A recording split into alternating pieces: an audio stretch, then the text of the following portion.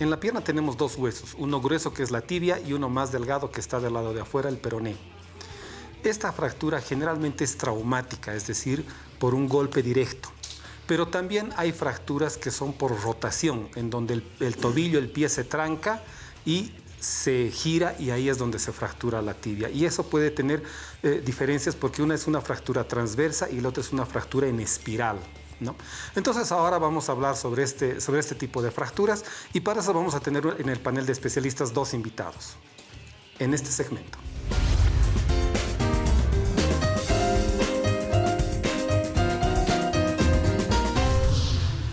Y ahora en el panel de especialistas tenemos a dos invitados.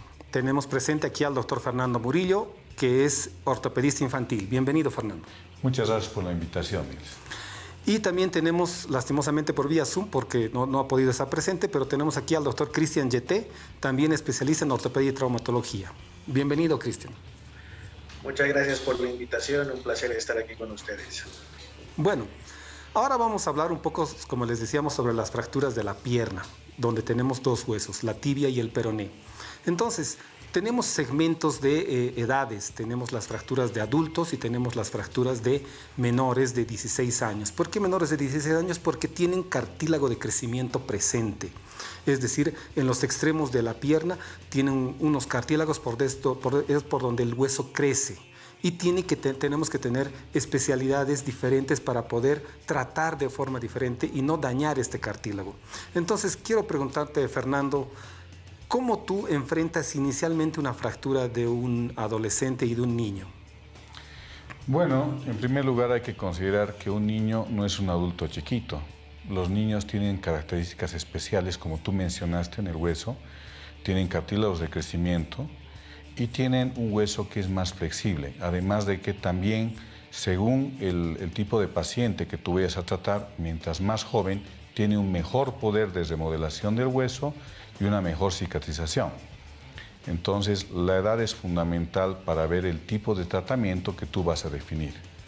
En un paciente pequeño, generalmente los tratamientos tienden a ser más conservadores. Al decir conservador, es decir, que vamos a procurar alinear la fractura, es decir, reponerla a la posición más anatómica posible y colocar un aparato de yeso o un sistema de inmovilización provisional, siempre y cuando el trazo de fractura sea, digamos, el adecuado o estable, ¿no?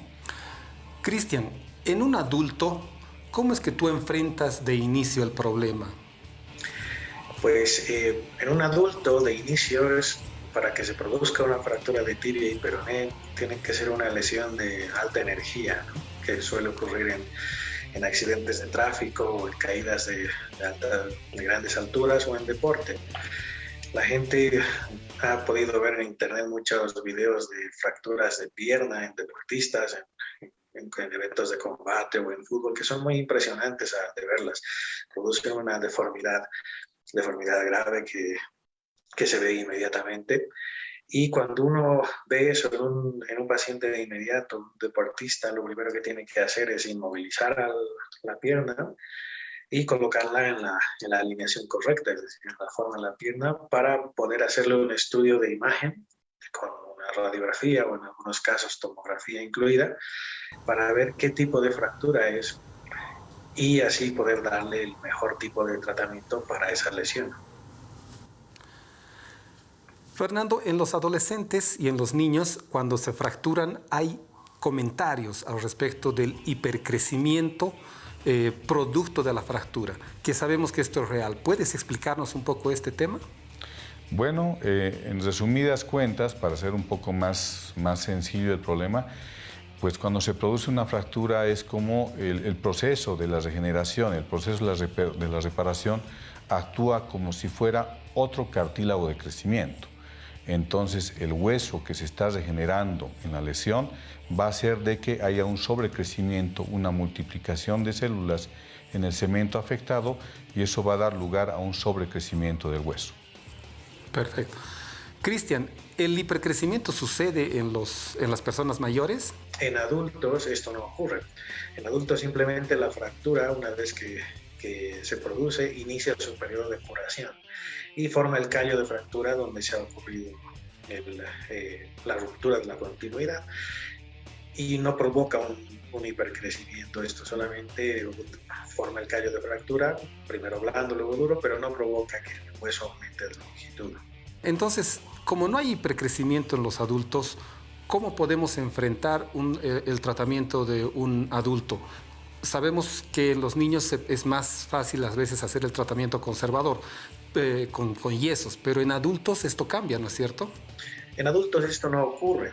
Entonces, como esto no ocurre, el tratamiento, el gol estándar para una fractura de pierna, de tibia en un adulto suele ser quirúrgico, suele ser con cirugía. Se puede tratar una fractura de adulto de una pierna con yeso, pero esto provoca una morbilidad importante, es decir, que tarda mucho más y la rehabilitación es mucho más lenta. Sin embargo, cuando se hace un tratamiento quirúrgico o una cirugía, la recuperación puede empezar ya desde el primer día después de la cirugía, puede ser mucho más rápida, incluso el paciente puede empezar a caminar ya desde la cirugía, cosa que no ocurriría con un yeso. Fernando, en caso que tengas un paciente que además es un adolescente o un niño, pero deportista de alto rendimiento, ¿esto cambia tu forma de tratarlo? Bueno, en primer lugar, personalmente creo que es importante tratar a la persona y no tratar la actividad, ¿no? Si buscamos rehabilitar a un deportista de alta competencia, tenemos que lograr la recuperación al 100% y eso implica reposo, implica un buen tratamiento bien orientado en función a lo que tú quieres lograr y obviamente una vez que se haya recuperado la funcionalidad del miembro, podemos devolverlo a su actividad deportiva. Yo pienso que en el caso de los niños y los adolescentes no debiéramos someterlos a exigencias, ¿no? Exigencias de tipo deportivo.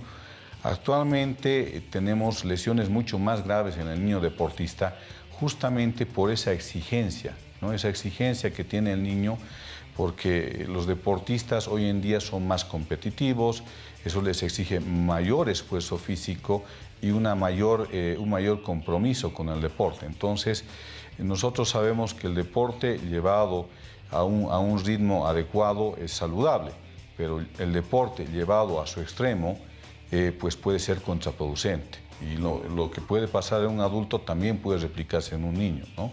Lesiones que van a ser importantes o considerables, sobre todo en su desarrollo posterior. Exactamente.